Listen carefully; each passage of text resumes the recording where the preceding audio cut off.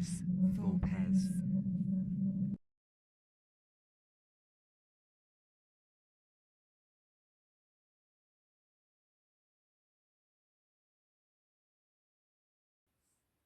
Welcome to Ludus Vulpes. My name's Kirsty. And I'm Phil. You join us as we run through a playthrough of The Heart of the Silk Road, Merv. Or as most people would call it, Merv, the heart of the Silk Road. All right, fine, I got it the wrong way around. Yeah, you know, whatever. In fact, most people are just going to call it Merv. Yeah, and Merv is set in the 12th century. It is a game of growing and protecting the influence and trade resources of the city of Merv, which sat strangely at the heart of the Silk Road, a trade hub and hub for education and enlightenment, but that also made it a target for Mongol invasion. So we're going to have to deal with all of that if we want to be successful in Merv. And obviously we do. Well, I'd like to be more successful than you. I'd like to be more successful Than you. Okay, fine. Now, before we go into into the rules section of Merv, I'd like to just take a second now to just say, if you've enjoyed our videos and if you enjoy the content we produce, whether it's our initial thoughts, whether it's our playthroughs, please like and subscribe. It really makes a difference for us, and it's a real positive and a boon for us if you can like and subscribe. So feel free to click subscribe now or click like, and you'll get our videos on a more regular basis. But now, let's go through Merv's rules. Buckle up, this is going to be a long one.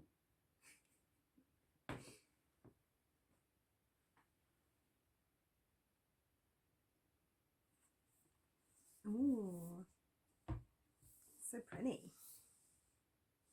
That's beautiful. I'm not leaving this here while I play, it's going to be really hard work. Okay, so you join us down at the table as we go through the rules of Merv. During Merv, you're looking to score as many victory points as you can. We've got a victory point tracker around the outside, and Kirsty's almost put her disc out on it. Only almost.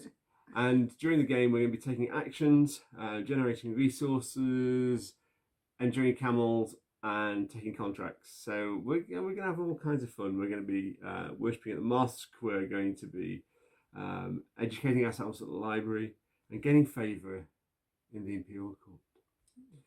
So, how do you play Merv? Well, first and foremost, let's just talk about what victory points look like. Victory points are these little purpley symbols with a number in. Shockingly, if the number's 1, it gives you 1 victory point. If the number's 3, it gives you 3 victory points. So, as you'd expect, really. Now, I'm following so far. So far, so good. How do you generate victory points? Well, you can see that there are a number of places on the board you can generate victory points. There's victory points here, victory points over here, victory points on all of these contracts, potential victory points on the spice cards. There are clearly some victory points up at the top on the influence tracker, and there are some victory points on the favour track down here. So you're going to be accumulating. Oh, and I've made on the contracts as well. I can't remember if I mentioned those. You did, but it's fine. Fab. I mentioned them twice. That's how good I am. Now, when you're playing a game of Merv, you are developing the city in the centre of the city. Developing the city in the centre of the city. I need to say English better. You're developing your influence and reach in the heart of the city, and you're playing over a 3-year cycle. In year 1, you get a nice gentle introduction to the game. At the end of year 2, however, you'll have a Mongol invasion. Any buildings that are on the periphery of this table will get destroyed, so that's worth noting. As they get hijacked, and you have to pay to get them back. But you can protect them. You can protect them with walls, and you can also protect them with soldiers, and we'll talk about that a little bit later on. Yeah. Over this 3-year period, that'll be tracked down in this part of the board. Over the 3-year period, at the end of each year, we'll score some interim victory points, and they will follow a fairly consistent, well, the same pattern. The first thing we're going to do is we're going to score anything in the court area. So you can put in advisors in one of the 4 courts. So the library hall, the hall of the spices, the hall of the goods, and the hall of the mosque. I don't know if that's what they're called. It's what I'm calling it. And if you put a worker in here, at the end of your round, you're going to score 1 victory point for every scroll token you own. If you have one worker here, you're going to score 1 victory point for every spice card you own. A worker here will score you 1 victory point for each good you own, and a worker here will score you 1 victory point for how far up the Mosque Track you have got. Now, to play into this space, you're going to need to spend resource cubes matching the colour of the hall you want to go in. It's located here. White cubes will be wild. The first person you put in any of these halls will cost you 1 cube. The second person, no matter which hall it goes into, will cost you 2 cubes. The third person, 3 cubes, and so on and so forth. It was quite expensive to put a lot of people here, but that interim scoring can be really powerful, which is why I've explained this one first. Now, let's do a whistle-stop tour. Now, we've talked about resources to spend to put people here, and we'll come back to the interim scoring because there's a little bit of a tricky to get through as well. So how do you get resources? Here is the essence of the game. We have 2 meeples, and this is a fake player. In a 2-player game, you use a fake player, and that fake player is controlled by the 2 of us, and whoever would move first will also control the fake player. The high courtesan. Courtier. Oh, the higher courtier. We'll go for a masculine, not a feminine. That's fine. That's fine. Mm-hmm. And on your turn, you will move your meeple to one of these spaces. And your second turn, you'll be moving these spaces, third turn here, and fourth turn here. Once you get back to the start, that is the end of the year. When you place your meeple in one of these locations, you'll look at the column, and you've got a couple of options. You can, first and foremost, activate a tile. Now, when you activate a tile, if there is no building on that tile, you will place a building on the tile. That is now your tile. You will then take off the tile that you've activated a resource cube of the appropriate colour. Now, if there are multiple buildings of the same colour in that row, for example, if I got 2 buildings here, I would activate this tile, but all the buildings of the same colour would also generate their resources. So I've activated this tile, and I will generate a teal resource here, but I'll also generate an orange resource for my second building. You can do that with other players' buildings. So, for example, if Kirsty was to activate here, I would get a teal, and Kirsty would get a teal and an orange. The exception is if someone's got a bonus cube, which goes over one of these little spaces here. If you activate another player's buildings, and in that row or column they have got a bonus cube, they will get the bonus cube as well. Okay. So you activate a tile, and it's specifically a tile. So you move your meeple, you activate a tile. We've talked about gaining resources. What else can you do on a tile? After you've gained resources, you then take an action. The action is depicted by the symbol at the top of the tile. This particular one is a palace action, which would then allow me to place a worker into one of these areas, as long as I can pay the appropriate resources for it. Now, if you've got a huge array of buildings in here, you still need, if say this column is full, you still need to pick a tile to activate, because it is only the action available on the tile you activate that you can take. So you can't just randomly select. There are 2 other actions on every tile. One is a soldier action, which allows you to put a soldier, so you don't take the tile's main action, you take a secondary action instead, and put a soldier out, which protects just that tile from Mongol invasion. And the third action is to take a favour and move your counter 1 on the favour track, which sounds a bit weak, but it's not as bad as it could be. So I will move, I'll place the building, gain the resources, and take 1 of 3 actions. Kirsty will then do the same, moving here.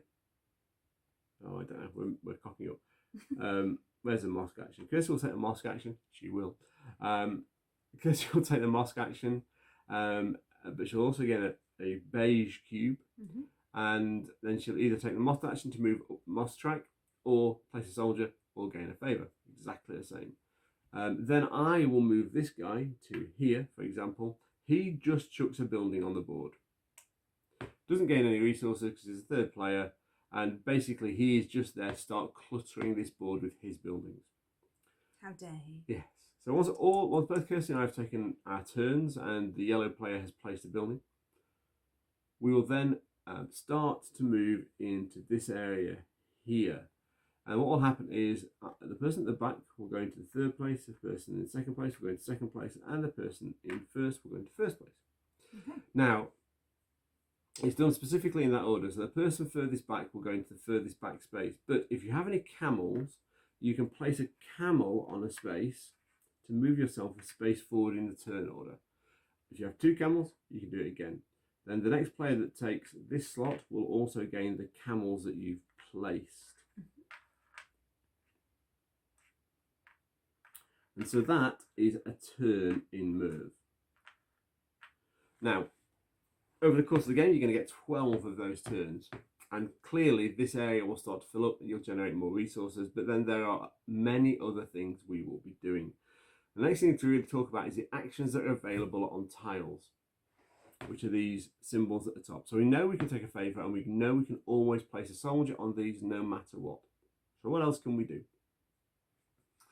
Well, let's start with the one we've already talked about. I'm just going to put these back.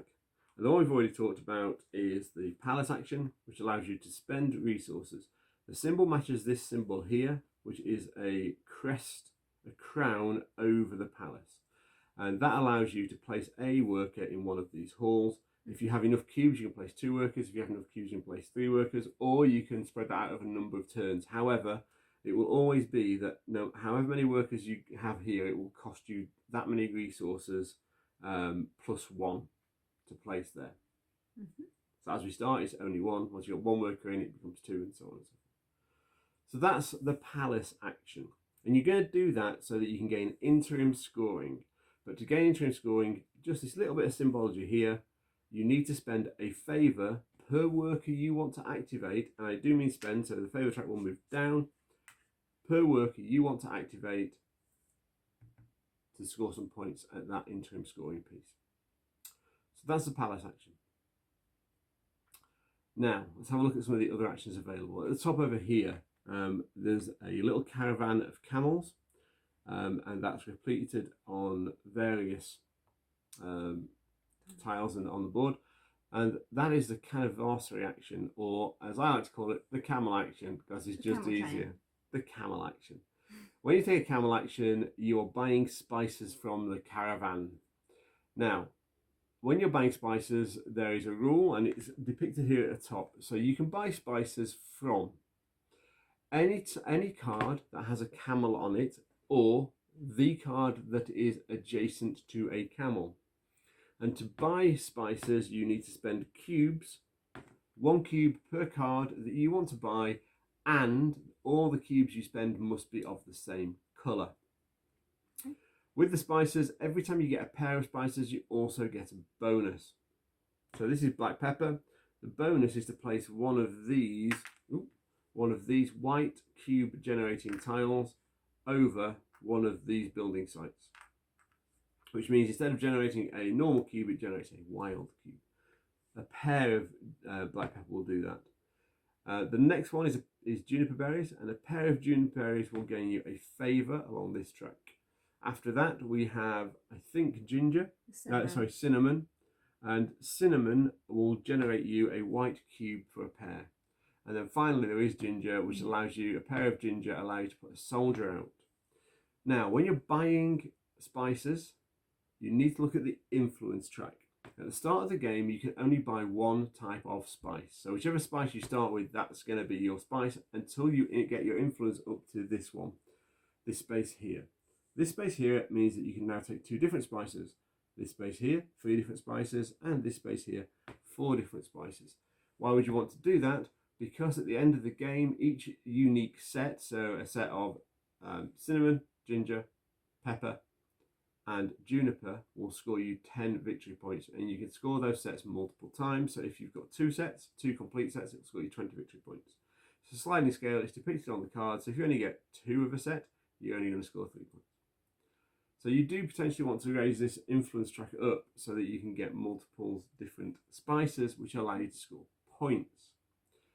So that's a canniversary action. Once you've taken and ended your turn, you will slide the cards down and top up from this end. What's next? We'll come to the market action next. Merv was the heart of the Silk Road and is connected to various cities. There are the inner cities and the outer cities. The inner cities produce common goods and the outer cities produce rare goods. To buy them, you're going to need to spend the cubes associated with each of the city, and you can buy one good from each city per turn as long as you've got the cubes. However, on the first time you take a market action, you'll be able to place one of your discs into one of the inner cities. So I'm going to place this here, which means that I now have a market outpost in that city, in the city of Ray. Now, they can be multiple owners, like Kirsty can also set up a trading post there, it's fine. But that now means I can buy this ivory from this city, and that will cost me one purple cube. Now, if I've got a camel, which if I'm placed in the first person to place here, I can extend my network just for that go, and I could potentially put this here, and then also buy from Baghdad, buy paper from Baghdad for an orange and a beige cube. At the end of my turn, this camel will go onto the next available card. But then the next time I take a market action, I can place another disc in any of these cities or in the city which is connected to the city I've already got a market outpost in. So I could do that. I can now buy from both of these cities without requiring a camel, and I can always camel in to these locations. So camel into Merv, camel out of Merv to buy an orange. Okay, so that's the market action. Why am I buying these goods? Well, these goods allow you to fulfill contracts. And during your go, if you can fulfill a contract, you can fulfill a contract. You can take one of these contract cards, place it in front of you, spend the cube you require, plus any of the other resources. Resources will get stored on top of it, so they can be used for other scoring later on.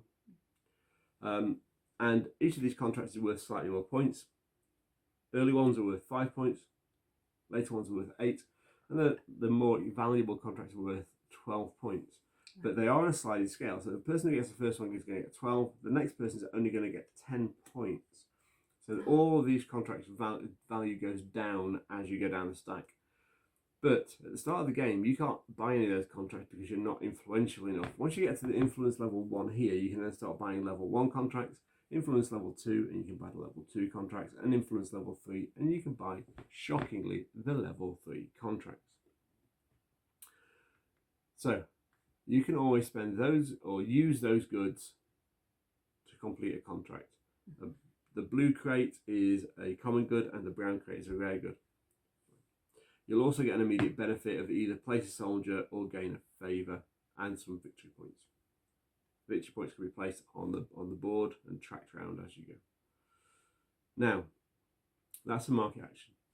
We go to the library action next. When someone takes a library action, which is the scroll, they can spend cubes, up to 4 cubes, but the cubes must be of different colours. And for each cube they spend of a different colour, up to the total of 4, they can take scrolls.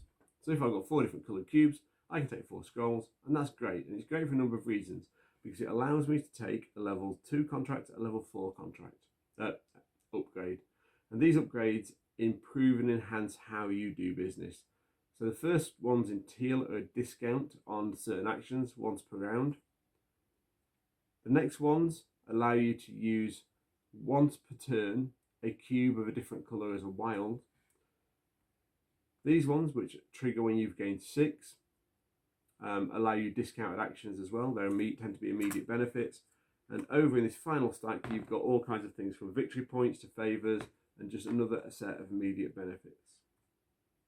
The library is quite powerful. It's useful to get a couple of these, 2 and 4 certainly early on in the game, so that you are becoming more efficient as you progress. So what's next? So we've done the library, we've done the market, we've done the canvassery action. Let's move, and we've done the palace. Let's move over to the Mosque Track. The Mosque Track is really straightforward. You will spend cubes, and you start down here. We've both placed a disc just off the board for now. So if I spend a beige cube, I'm going to come into this space here, and I'll gain a camel. Then when I spend a purple cube, I'll come up here which will earn me the benefit of being able to place one of these tiles. The next benefit gets me a favour, the next benefit gets me a +1 resource, the next benefit gets me one of these. Now one of these, for every building I have at the end of a turn,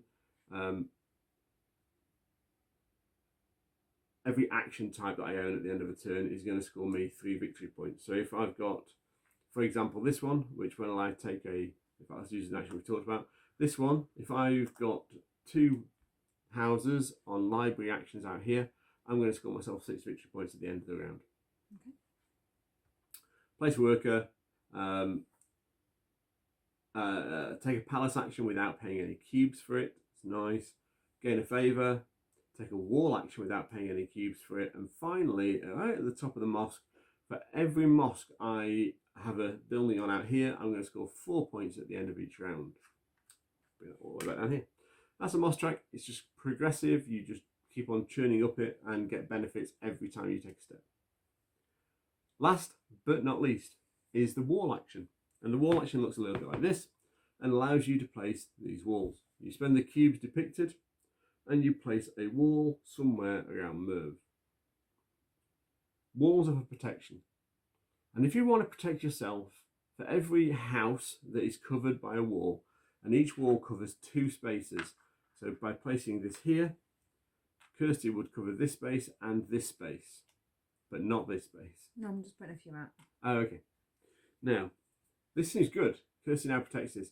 Because she's protected her own building as well, she'll gain an influence. However, if she's also protected one of my buildings, instead of getting 1 influence for protecting one of hers, she gains 2 influences for protecting somebody else's. So 3 in total. Yeah. Now, the worst thing about this is neither of these buildings are actually protected because the Mongol hordes come from all directions. So we're protected at this side, but these can still be taken coming down from the top. So we'd need a second wall up here. Or the other thing that will protect you from Mongol invasion is a soldier. So when you place walls, you gain influence based on where you've placed them. There are 4 special locations on the board that can only take the gatehouses. They exactly the same effect. They protect the 2 tiles directly behind them. You'll see how that works as we get into the Mongol invasion as we play through the game. But the wall action is an action, and as with all actions in this game, if you've got enough cubes, you can just keep on going. A couple more fiddly-ish rules that are out there. So we talked about influence from placing walls. We talked about protection from placing walls. They're things to keep an eye on. Other things to keep an eye on that are really important is down at the bottom. When you do get to the end of the turn, you must spend a favour to activate each worker. And then with the Mongol horde, they will, when they come in to attack, they will attack from all directions 2 tiles deep. If they take one of your tiles, you then have to pay the equivalent of what that tile's worth. So if you've upgraded it to one of these, you need to pay a white cube. So that's how that's going to work from the Mongol invasion perspective. They attack from both sides, but you only pay 1 ransom. Is that right? Correct, yes. Okay. So we'll resolve any places that need a ransom, and what we'll be doing is we'll put a cube on. So if that was needed, we'll go, okay, that one needed it, and we'll just resolve that, and then each player will match what's on that tile. Okay. And then we'll move on. And then after the invasion, you've then got the interim scoring, so that's really important because it will generate you more and more victory points as you play. And then at the end of the game, we'll do some final scoring. Oh, the other piece of scoring that happens after you've done the palace action and potentially the mosque tiles, for every building you've built, you also gain 1 victory point, which is really useful. Mm-hmm. Now, I've talked about all of these tiles except for this one in the centre. The one in the centre is a Camel Market. And if you end up in one of these spaces, you can visit the Camel Market. It's a free action. If you've got a camel, you can put it in one of these spaces. So this one allows you to take a mosque action without paying a cube. This one allows you to just take a rare good of your choice. This one allows you to play soldier. This one gives you a white cube. They're all pretty good. However, let's say someone has been completed a lot of the Camel Market. When you visit the Camel Market, instead of depositing a camel you can gain all the camels on the camel market. And once again, camels are useful for expending trade routes over here. They're useful for changing player order up here. And they are ultimately useful for actually doing things at the camel market with. And they're cute. And apparently they're cute. Cute little meeples. Ah, yes. Excuse me. Okay. So, that is Merv.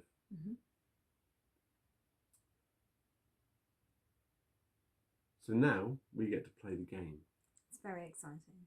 It is. So I apparently have been. I was actually first player, and then you moved it. Sorry, when you were messing Kirsty around is now. Kirsty is first player. So Kirsty this time, because she moves first on that track, will also control the yellow player this turn. Just take these out of the way. Okay, so I will come here. I'm going to put a house there. Okay. On the Mosque action. So, she's going to give very first thing, gain a resource. Little resource here. And now take an action. And then I'm going to spend my resource here to take this camel. And then I'm going to put the camel there to have a free mosque action, which will go there, which will give me a white. There's only one space you can go, which is the space you've already built. Which is there. So what Kirsty's done there is take a camel action, a camel market at any point during her turn. And the game, from a sequencing point of view, on your turn, you can pretty much do things as you see fit, as long as it fits within your turn.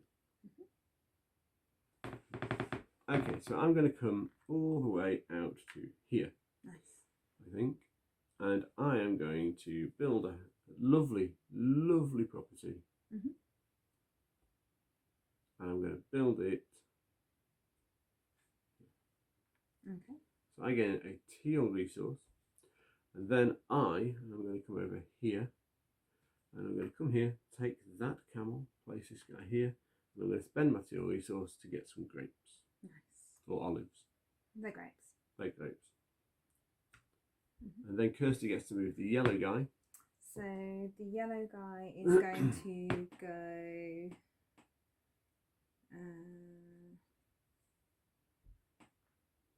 here, because he's going last, and he's going to go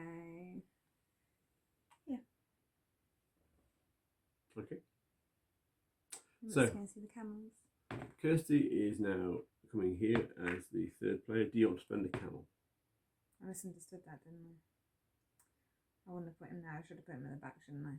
Yeah. Can I change it? No. Okay. No, I don't have any camels. So I'm going to go here and he's going to go there. Now I would be the first person to move, so I now get to control this guy this turn. I have messed up already. This turn, he's going to come here and he's going to place a little building there. What's the matter? Nothing. Dislike you. As long as there's nothing the matter, that's fine. And my little guy is going to come here. And I'm going to put a building all the way down here. Now, I'm activating this tile, which has got a blue house on it. So it activates both blue properties. So I get a purple and a teal this turn. And I can then take a couple of actions. I'm going to take a favour and move my disc up. Okay, so I've been stuffed by both players. So I will come. So what Kirsty is talking about when she's talking about being stuffed is Kirsty wants the mosque action. And I also misunderstood that bit. Kirsty I wanted him to go last. Kirsty wants the mosque action, which I've blocked the only available mosque action on the top row, two actually. Yeah. And the yellow player obnoxiously has built a mosque there and also blocked this. Was it? Oh, I don't. You did it intentionally. Sorry, I didn't realise that. You did. I'm gonna go here. Okay. And I will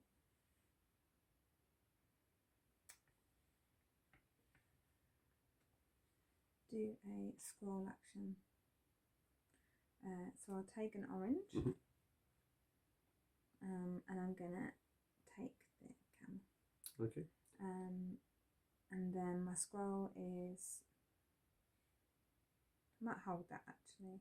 Okay. And take a favour instead. Yeah, sure. Okay, so I'm going to come down here. I'm not happy with that, so I move to there and place a camel in the third space. May I ask why he's supposed to go last each turn, isn't it? No, he goes in turn order. Oh. So next, Kirsty has now got this as a Kirsty's available slot unless she wants to spend another camel. I will take the slot. Okay, so Kirsty gets a camel, and this guy goes here. So I get control of him. Oh, why does it? What? Hang on. Why did he get? Messed up yet again. Okay. You had to spend a camel to get to the first space. Oh, I should have just spent the camel then. Sorry, I got confused. I'll spend the camel. So put another camel there. So there's already one there. Now put another one on that space. Oh, right. So then you get to go first. Mm-hmm. Congratulations. He comes here and he will get 2 camels. Now, the dummy player will always use camels to try and improve their player order. Right. So you get to go first.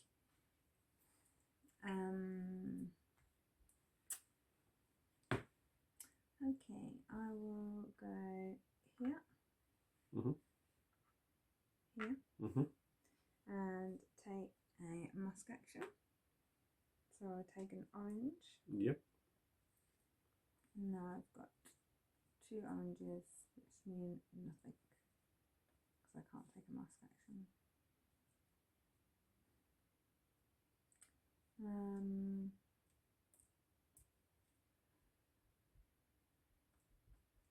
I will take a favour. Which also scores Kirsty the first victory point. Okay, so I'm going to come here and I will take a library action. So I'm going to put the building there, and I'm going to get a purple and a teal, and I can spend unique. So I'm going to spend a teal and a purple to take 2 scrolls, which I get the 2 scrolls, and then I also get one of these benefit tiles, which allow me to have a discount on a particular action. So I'm going to take a discount on the palace action. Okay, and it's yellow, and you control yellow this turn. So if I want him to go last, I put him near the front. No, at the back. At the back for him to go last. But I thought, okay, yeah, that's right. Sorry, my mistake. So he'll go here, and he will put that there. However, he will go first because he will always use camels to influence his position. Are you going to use a camel? I have no camel, so I will take that one, which gives you a camel and second space. Okay. So the yellow guy goes first. Because Kirsty would be the first person to move, Kirsty gets to activate and move the yellow guy this turn. Okay, so he will go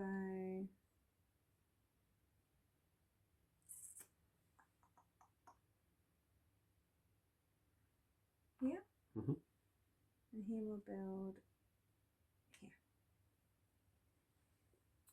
Okay, then you? I will go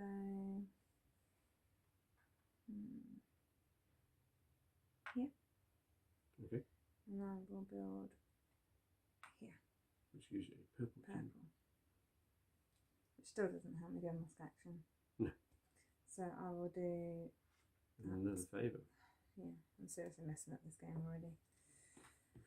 Okay, so I'm going to come all the way up to here, and I will take this palace action. I'll also activate this tile here, and with that palace action I'll get a blue, a purple and a teal, all over the purple and teals today. And I get a discount on my palace action. So I get to, I'm going to place, got me some scrolls. So I'm going to take my discount and place one guy here. So it cost me nothing. That was my discount. I also get a favour, which gives me a victory point. And then I can then continue that action. So I am now going to spend 2 purple to put another guy out here. So I've got 2 people in this palace. Personally, I've done it the way round. I got the discount on the second one. Doesn't matter. It does. It still costs 2 purple. Still costs 2 purple. First action is free, then it's 2 purple, or first action costs 1 purple, and second action costs 1 purple. It's still 2 purple. Okay, yeah, true. Fine. So this guy, in fact, Kirsty, do you want to spend a camel or go last at the start of next round? I will spend a camel. Okay, so you go into second place. He will go there, and they go with him, and I will end in first place. So we've ended our first year on Merv. Now, let's have a quick look at how the board's set up and some point scoring. So we do the interim point scoring. So I can spend 2 favours, so I can activate both of these guys, which scores me 1 victory point per scroll. I've got 2 scrolls, I activate them twice, it's going to score me 4 victory points. So I'm going to go to there, which is lovely. Now, we then look at points on the board. So 1, 2, 3 more for me, which gets me to 8, and Kirsty has 4, which gets her to 5. Any other end of round points, which are really here and here, are the ones that work. Okay, so that is the end of the first year. We'll slide this token over. At the end of this year, before we count houses on the board for points, we will have a Mongol invasion. So, I get to go first. Quite exciting.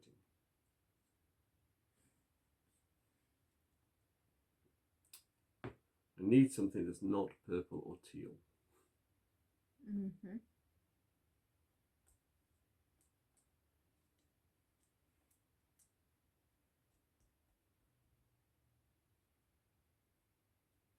So that comes to here, and I am going to put a building out on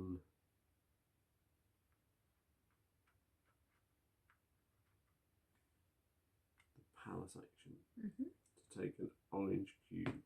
I'm also going to put this little guy, this little dude, he's going to get there, which allows me to move up 1 on the Mosque Track. So I'm going to move up here. Which gets me another one of these guys. So I'm going to put this guy just here and get me a white cube.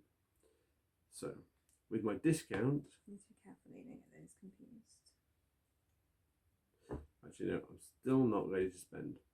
So, it is Kirsty's go. Okay, so I will... see what there is.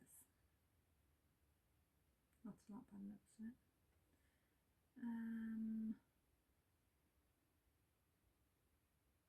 Have all the mosques gone? 1, 2, yeah, okay, so there's 4 of each action on the board. So yeah, I will.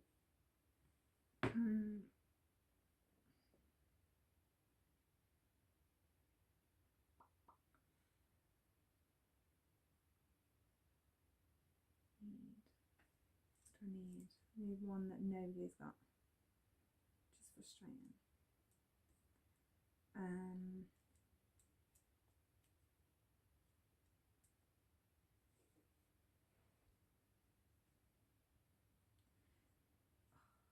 Blocked from getting my wild. Cheeky. I will. It was almost thought out. Really?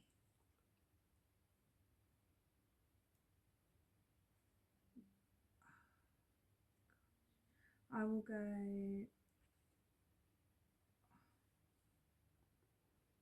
here, and I will activate yellow for a beige cube. And shockingly, a mosque action. And then I will spend my beige cube to move up 1. Gaining a favour. Which will give me a favour. I will spend a purple to... What colour cube do you want to add something? I'd like to add a beige, please. Yeah. I think. Hang on. Yeah, a beige. And I will add that to...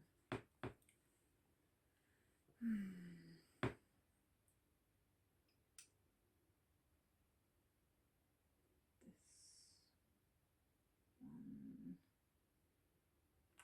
So as you can see, as Kirsty adds that, it blocks the ability to put a soldier out and protect that space. But if the Mongols take it, it becomes more expensive to recover because it's going to cost 2 cubes. And then I can't go any further up the Mosque Track, so that's the end of my go for now. Okay. And then yellow gets to go. Which is you're choosing.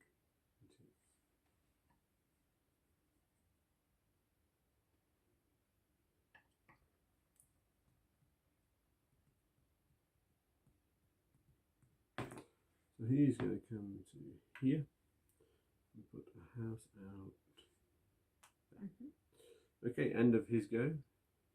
He's going to come to the second spot and go there. Now Kirsty's currently going to third space unless... Oh no, I'm currently going to third space unless I've got a camel. I am going to third space, that's fine, but I get a camel and Kirsty goes in first. Okay, so...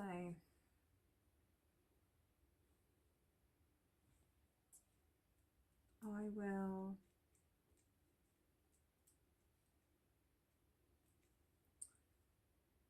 just work this out.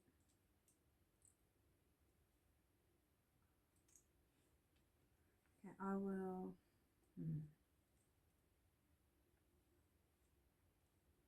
that's what to do. I will come here. I will put a building here, which will give me a purple and a teal. And I get to take a palace action. You do. So I'll be putting a bod out here, which gains me a favour. It does. Do I pay for that? Yes. Why not? Just checking. Of course you pay for it. Now move the yellow guy.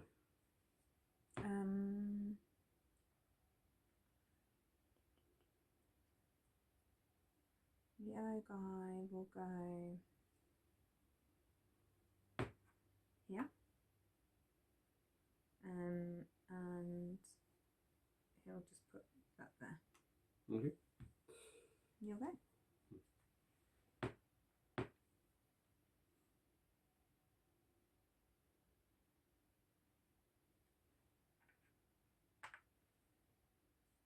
I'm going to put this building out here, which is going to give me a purple, and a teal. Now, I'm also going to take the wall action here.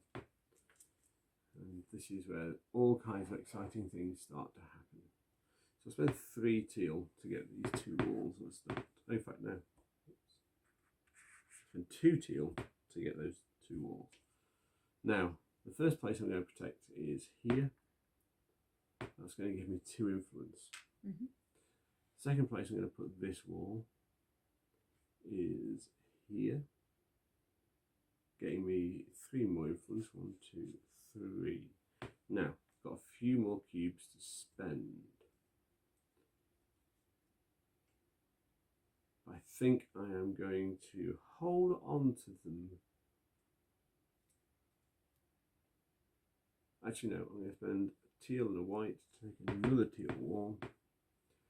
That teal wall is going to go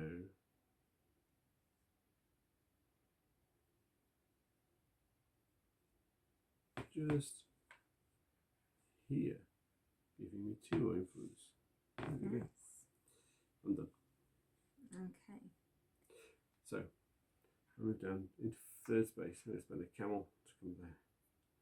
He will go there and take a camel. And then Kirsty gets to go first. Okay. So I will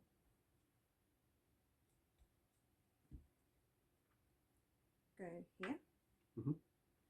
I will put a building here, which gives me an orange, a teal, an orange and a beige, and an orange. I will build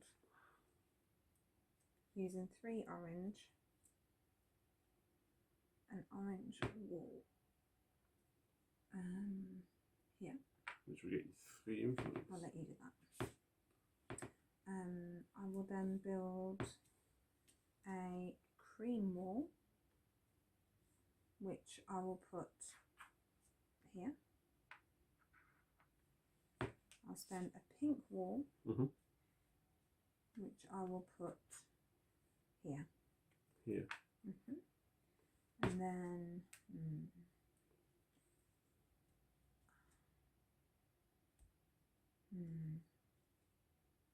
I will wait for now. Fair enough. I think. Yeah, I don't think I'm able to get 3 of any other in time to protect this one. Yeah, that's fine. Okay, so my guy is going to have a wander.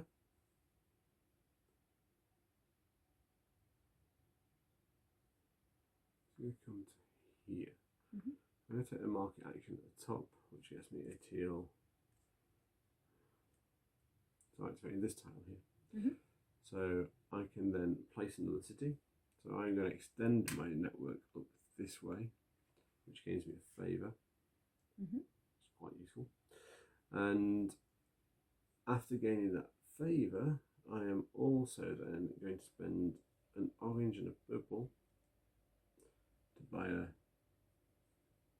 satin or silk. Yeah, cloth. Silk, part of the silk road. Silk. Yeah, it's going to be silk. I'm also going to spend one of those for some more grapes. Okay. And then yellows go. Okay, so I'm going to put the yellow.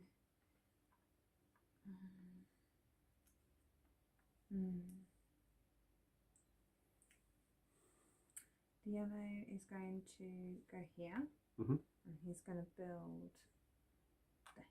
Okay. End of that turn. I go into third space. Kirsty goes into second because there's no camels.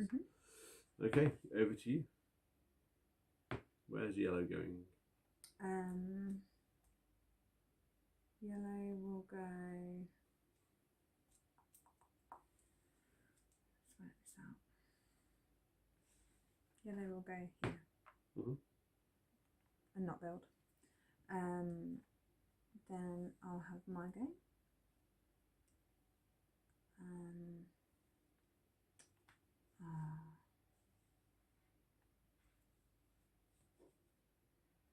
Right. Controversial. I'm going to go here and activate blue wall. So you get a purple. I do. I'll get a purple, teal, and a purple. Teal and a purple. And I will build a 3 wall teal there, which will go there. And I will build a single, I need my influence for those, I think. A single pink, which I will put, I'm going to make it, am I? It's fine. It's not. Here. Gain 1 influence. Okay. This is our last go before the Mongol invasion. Oh, no. Okay, my go. I'm going to come here. And I'm going to put a building out on this wall. And take a beige and an orange. So I put a beige one out. I'm going to put it here, which gets me 3. 1, 2, 3. I'm then going to spend 2 purple. Okay. Which gets me that one. Which I'm going to put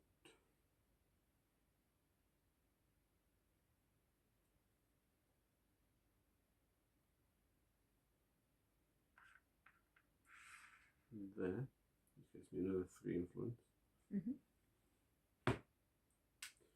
And then I think I'm going to do an orange one from there, which gives me another 3 influence. Which gets me 3, 4, 5, 6 victory points. Wow.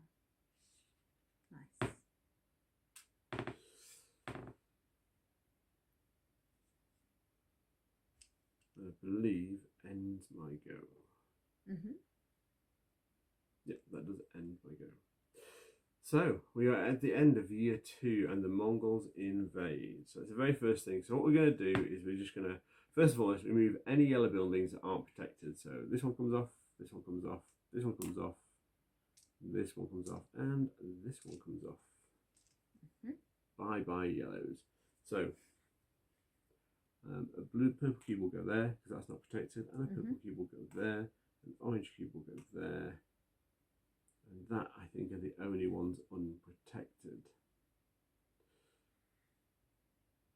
Why did you put those there? Just to show which ones are unprotected. Right, yeah. So I'm going to spend a purple to protect this one, and then these will go. That's fine. Okay, interim scoring. I'm going to spend my 1 influence, shockingly, to get 2 victory points. Into Kirsty. I will spend an influence to get 1 times 2, 3, 4 victory points. Yeah. And then buildings. 1, 2, 3, 4, 5, 6 for Kirsty. So that takes it to 17. And 1, 2, 3, 4 for me, taking me to 20. Nice. Okay, so that is, I'll just do this. I have no camel, so I will go 3rd. And we are ready for our 3rd and final year. Yes. Yes, we are. Okay, so I will come here. I will get a beige, an orange, a turquoise, and another orange. There. And I'll be taking a mosque action. Shocking. So the first thing I'll do is, can you move me up 1 with the beige and the turquoise? Which of those tiles would you like? Can I choose that in a second? Yeah. And if I just do the next one? And it's orange and purple, and it'll be a soldier action. Purple, and I'll put... Do I get influence for covering someone else's? No. Don't really need a soldier action anywhere. Okay. Does it have to be on one that I own? No. So I could put it here and protect yours. Thank you. I do that then, and then I gain an influence for that. No. Because I'm protecting someone else. So yeah, you protect one of our buildings, so you're going to gain 2 influence. There we go. Okay, and then just quickly choose this.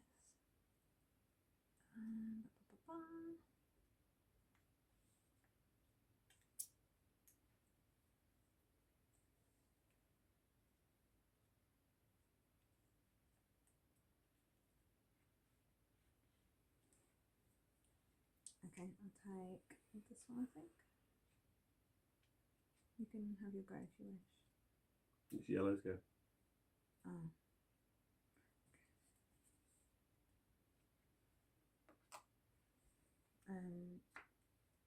So yellow will go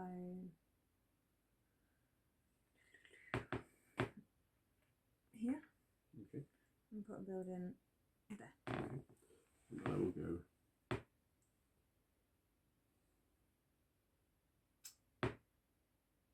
here. And I'll put a building on the camel action. We get a purple, and a deal.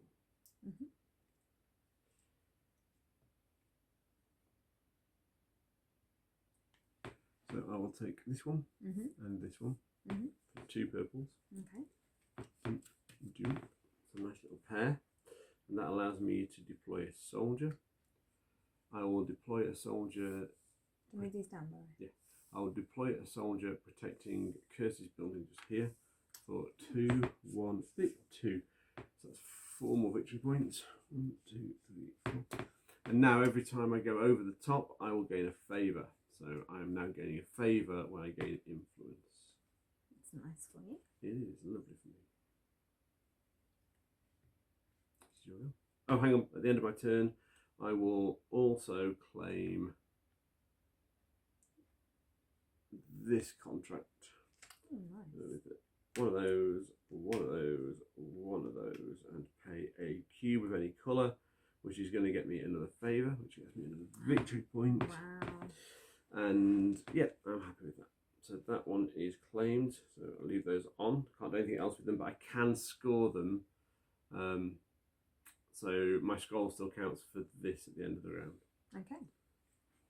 You go? Do Oh yeah. Yeah. So Chris comes here unless she's got a camel. I've got no camel. Yellow is there. Oops. And I finally get to go first, which I've not done for a while. Quite nice.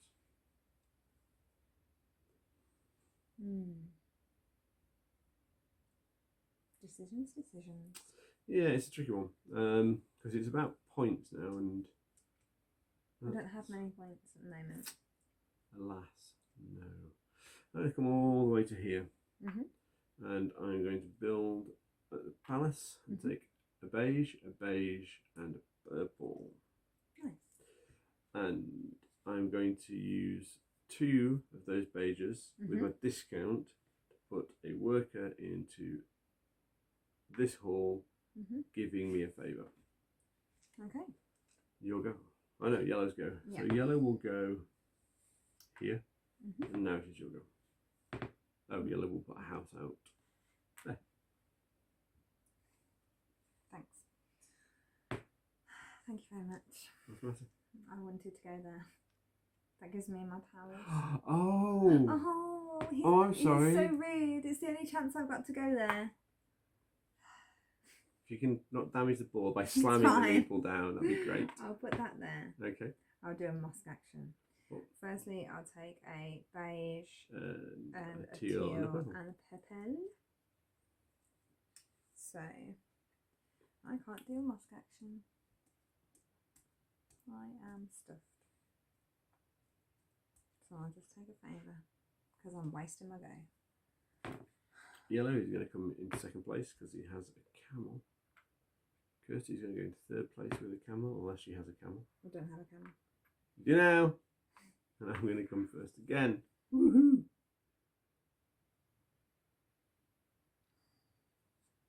I was banking on that one move to be able to have the go. You screwed my game over now. Can't win now. I think you are winning, to be No, fair. I'm really not. I'm really not.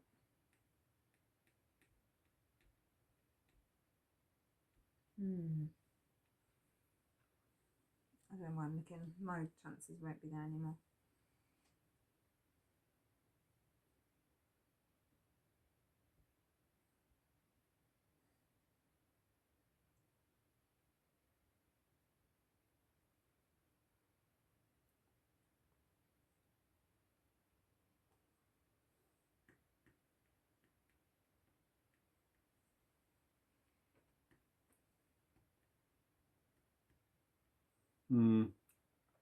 It's difficult.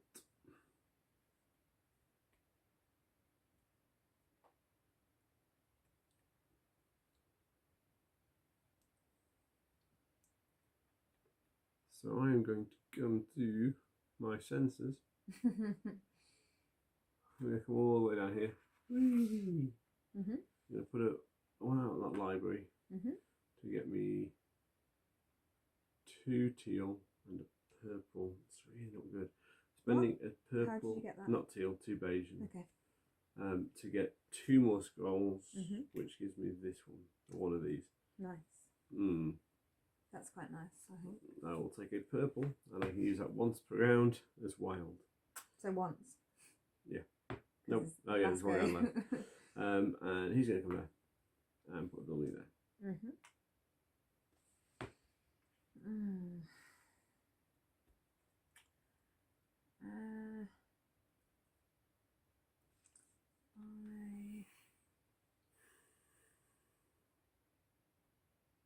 Oh, right. Sorry, at the end of my go, I'm going to take this one as well.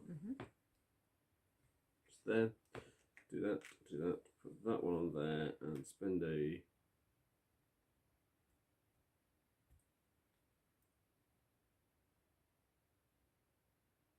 purple resource to claim that and a favour, which gives me 2 more. Okay. My go. I will come here. I'll take a beige, an orange, a teal, and an orange. It's not going to get me to where I need to be. And I'll take the Mosque action. So 2 beige to move up 1. So take a palette action without spending a cube. So I'll put this one here. So there's my 2 beiges used. I've got 2 teals, which will go there, which will be. And that should be 3. 1, 2, 3. Yep. And then I'll spend 2 oranges to take a wall action. Build a wall with no cost. So I will choose.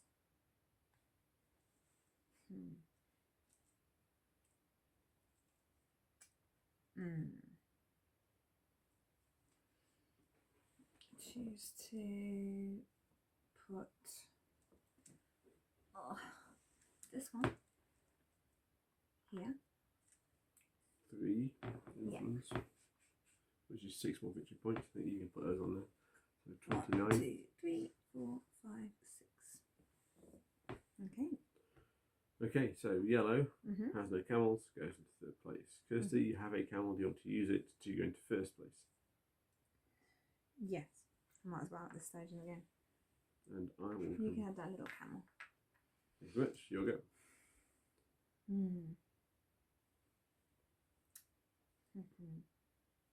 It's okay. Is it okay? I'm going to do this. Yeah. I'm going to go here. And I'm going to activate the Mosque row, which gives me a purple, teal and a beige. Need that beige to protect. So the 2 purples go there. Which gives Kirsty some really good end of round scoring as well. Yeah, and I've got that beige to pay for the ransom there when I need it. Okay, lovely. My go, I believe. Yes. I'm going to come here. And I'm going to do a Canavassery action. Nice. So I'm going to activate this one here, which gets me 1 of them and 2 of those beige. Nice. Now I'm using that as wild because I can. Yep. So that's 4, so I'm going to get to take 4 spices from that list. So this one? Hang on, let me see. So I've got ginger already. So yeah, I'll take this one and the 4. 1, 2, 3, 4. 1, 2, 3, 4. I'll move those down. Which nice. That gives you a good score. A white cube. Okay, that's me done. And yellow is kind of pointless at this stage because you can't. Might as well put it in. Where do you want it? Why is it my turn? Yeah. It will go.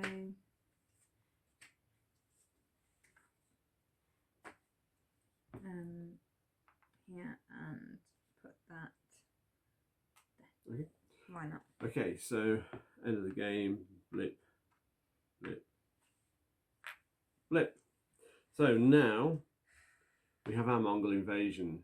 So that yellow will come off, not protected down there. Those 2 will come off, and that one will come off. That's fine. These 2 will come off of mine. Unless I can pay for 1, so I might as well pay for 1. Can I put mine there to pay for it? Yeah, sure. Because that one, yeah, so that's paid for. Yeah. Anyway, any other curses? This one's coming off because I can't afford it, and that one's protected. So that's fine. Yeah. Okay, cool. So that's that piece done. Now, go on. Did I put this on that round? Because they at the end of each round they go. Yeah, you did put it on this one. Just checking. Which actually might as well take it off because at the end of the round, if they protected a space, they come off. Now, as does this guy. So we now do our end of game scoring down here. 1, 2, 3 favour to activate all 3 of these. So I have now got 1, 2, 3, 4 library tokens. So times 2 is 8. So I get 8 points for that. 1, 2, 3, 4, 5, 6, 7, 8. And then I get for this, I've got 3 goods, so I get 3. 1, 2, 3. Kirsty gets 1, 2, I'm assuming. And so 20 points because she's 10 steps up the track. So Kirsty gains 20 points. So 53. 53. Okay. Now, we also do the other piece of interim scoring. So for every wall space that Kirsty occupies, she's going to score 3 victory points. So it's 1. I think that's it. So that's 3 victory points for that one. Okay. 1, And for 2, every moss 3. space, which will be a lot, she scores 4. So it's 1, 2, 3 of 4. So that's 12 more points. 1, 2, 68. And Kirsty says she wasn't winning. Well, no, that's how I felt. So then buildings 1, 2, 3, 4, 5, 6, 7 for Kirsty. 1, 2. And I get 1, 2, 3, 4, 5. 5 for me. 1, 2, 3, 4, 5. Then I have got 13 points Wow. for those 2 contracts. 1, 2, 3, 56. And then finally I get 10 points for this set of 4. Nice. Which takes me to 66. I get 3 points for this set of 2. 1, 2, 3. Which I think ends my scoring. And I think you've ended your scoring as well. So we have an outcome, and the outcome is that Kirsty wins by 5, 1, 2, 3, 4, 5, 6 points. Yay! I know. Yep. So, Phil, what do you think of the game? I guess I've got some reservations of the game. I really like the game. So let's get that out of the way first. I really like the game. I really enjoyed the game. I think there's plenty going on. It's interesting. There's a lot of activity on the game. Lots of places to score points. Now, that brings me to my bugbear with the game, maybe, that the Mosque Track is incredibly powerful. There are so many benefits, and I kind of only went one step. I could have gone further, but I've tried to do a few other bits and pieces, and I've not done badly. We're closely matched, but Kirsty, on basically a single strategy, has won the game, which is the mosque strategy. And the wall protection. Yeah, and we both contributed to the wall, but the walls aren't direct victory points unless you talk about those bits up there. So from a scoring points point of view, this is a really powerful way of doing it. Whether it's the only way, and I keep on trying to do things differently to win the game, and we're always relatively close in score, but this is incredibly powerful and needs to be managed. The problem is, there's a couple of times I've scuppered Kirsty on the main board, but the big problem is, once you've kind of, if you're using your go to block somebody on this track, you're actually not optimizing your own turn, and that's a real problem in the game because the game requires you to optimize your turns. I could have probably grabbed another contract. Probably should have grabbed another contract. Might have made a difference. Maybe made a difference, but overall, the 8 would have won you, or 6. They would have tied us. Yeah. And you would have won because I think it's based, is it number of scrolls? Or, I'm not sure. Actually, it might be number of buildings. You still would have lost. One thing I would say is when you're playing with a higher player count as well, the game is a lot more interesting because this board here fills up really quickly. You got a lot more bonus tiles. You can gain more resources, I think, when you've got a larger player count because this fills up, and it's quite nice as it fills up. So it's actually quite I think 2 is not the optimum number of players for Merv. I think 3 to 4 is where it really shines and really feels like a good game that allows you to explore the mechanisms within the game to their fullest. But overall, I think the game is great. I just feel this is a little bit overpowered, and I feel like everything else needs just lifting a little bit. I don't feel like this needs toning down. I just feel like everything else needs a little bit of a boost. Like gaining favour is just awkward. It's difficult. I think that's maybe where the scrolls come in, because if you get, like, when you're when you get 8 scrolls, you get the scrolls come through, and those you can gain favour benefits can just go bang, bang, bang, bang, and push you in different areas on the board. So that's my thoughts. I really like the game. Would recommend it to anyone who likes mid to heavyweight Euros and enjoys thinking through a lot of different mechanisms on the board as to how to maximise their scoring potential. I guess that's the target audience for this game. It is just like like my favourite colours are scattered all over it in oranges and teals and purples, so it's always going to work for me on the colour scheme as well. Kirsty, what do you think? I adore this game. Okay. So this game, the art. Okay, let's talk about the colours. The use of colour is stunning. The artwork is beautiful. Just the little details of the little pictures here and there, and the way the colours pop on the board. It's one of the prettiest boards I think own. Like when we were discussing the variety of the different I'd go with games. I love the fact that the player board changes every time. So if you've seen our setup video, initial thoughts video, you'll see that these tiles are all shuffled. The original board underneath, as you can see, is this beautiful design, and they are shuffled and placed. So every game is unique as much as it can be. Yeah, it's got a huge amount of replayability. And I think there's another game I've played recently, Tang Garden, which has got that. It seems to be a thing that is becoming, an adaptation of replayability, and I like that about games. I think that's really good. I think culturally, it's very tastefully done. The religion is there, but it's not thrown in your face. I think it's beautifully done. Yeah, it is. It's not. Yeah, I think it's very well done. I like the way that the first round gets you into the game, gets you comfortable, so you get used to the different abilities and actions that are there before you've got the attack. I quite like that.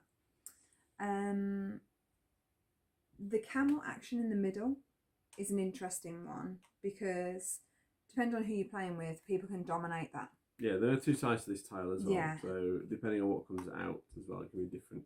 You want to build on here, but it's also a lot more expensive to build in the centre. Think city centre. It's more expensive with rates, costs, etc. These walls are a lot harder to build than just the smaller ones. Yeah, they are. But for your hard work, you get the extra extra action and benefit. So, I think it is actually quite well balanced there. Yeah, no, it's good, and actually we didn't use it very often, the Camel Market, but actually like the cost as well is the fact that you've only ever going to have 4 buildings across either of those roads rather than 5. But then you're not often going to find 5 of the same buildings of the same colour in one row. No. In usual Kirsty style, which is what I do, I find a way that works for me in a game, and the mosque action has been it since I first learnt this game. The mosque action I cannot recommend enough to any players because you just gain the benefits from other areas in the board. The fact that you get a free wall action to protect, that's the time to protect your centre row if you're built in the centre row. Yeah, it's freebie, so yeah, why not? It's a freebie. You're not having to spend 3.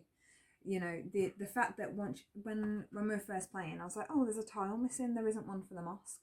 And then obviously I realised when I got to the top, it is the mosque benefit. So just a little one to look out for. I think that's probably just me. So as Phil said, this is a very different game with a 2-player and it is to a 3 or 4 player. And I think you're right, it is better as a 4-player, the higher count. Yes, there's a 3rd player when you've got the 2-player, but it's very unusual that someone's going to choose to go, oh right, what do you want? Oh, okay, I'm going to put the yellow player there. Like it's not really how I believe we play. Well, I did a couple of times. You did, yeah, and I let you go because we're on camera. But like that's something that on previous games we've kind of gone, oh well, we're not really using, I don't know, like the market this time, so we'll just put it there. And it doesn't matter that those buildings get wiped out and started again. One thing that is really good about the higher number count is because you might end up, like for example, when I used, I used Phil's blues, you don't feel guilty using someone else's resources because they gain an added benefit. Yeah, they do. You're just popping in and using their building, but you're paying a little bit of rent because you get a bonus from it. I quite like that about, and that's why I think one of the reasons why the higher player count works. It generates you'll typically feel maybe it might not even be a lot of resources. It might be like over the course of a game, it might be like 5 or 6 cubes, but it feels like there's a lot more generosity in a 4-player game. You can find your way. Where I was struggling with some of the moves here, normally I've gone up to the Mosque Track by probably the second round, and my third one is maybe building scrolls or walls or palace. I will admit I very rarely touch these areas. These are outside my scope of comfort at the moment, but it's something that I will definitely look to play moving forward.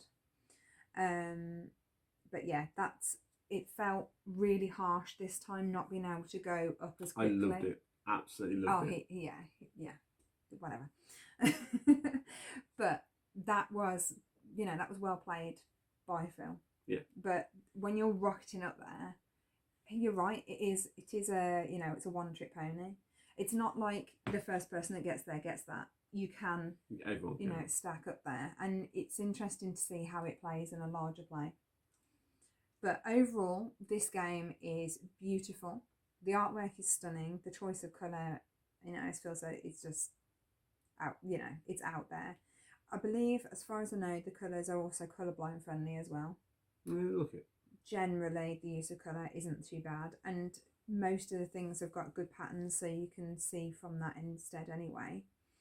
The scroll benefits are great. We didn't really explore those much this time. Well, you didn't at all. No, which is very rare because I usually try and push those a bit. But yeah, they're really good,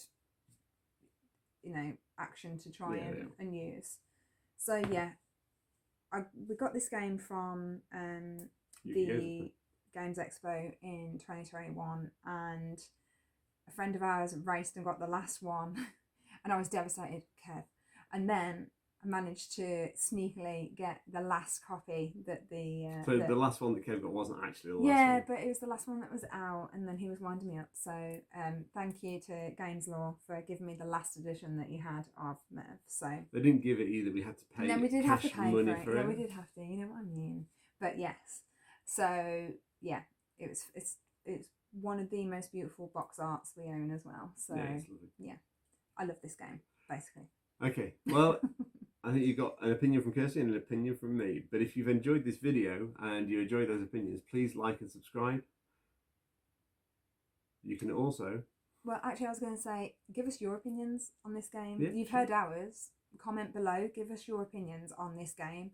What are your game experiences? Do you think there's any flaws? What's your favourite strategy? I'd love to hear. Obviously, we play regularly, but it'd be interesting to know how other players, what your experience is. We're also, don't forget, you can also find us on Facebook, Instagram and Twitter. Just search for Ludus Vulpes. Thank you for your time today. See you soon, everyone. Goodbye. Bye.